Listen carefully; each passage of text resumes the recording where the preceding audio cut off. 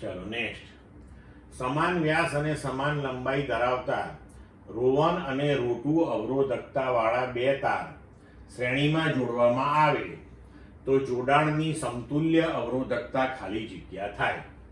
વિકલ્પ A √ρ1 ρ2, B ρ1 વત્તા ρ2/2, C ρ1 ρ2 upon ρ1 વત્તા ρ2 અને D ρ1 વત્તા ρ2.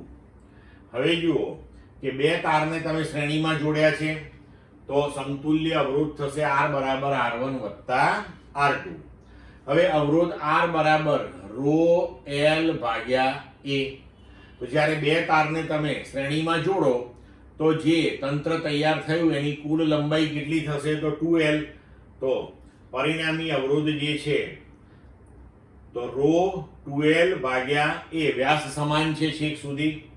હવે એકની અવરોધકતા ρ1 છે તો R1 બરાબર ρ1l/A વત્તા બીજા માટે ρ2l/A. બંને બાજુએથી l અને A કેન્સલ થઈ જશે તો 2ρ બરાબર ρ1 વત્તા ρ2. તો સમતુલ્ય અવરોધકતા ρ બરાબર થશે ρ1 વત્તા ρ2/2.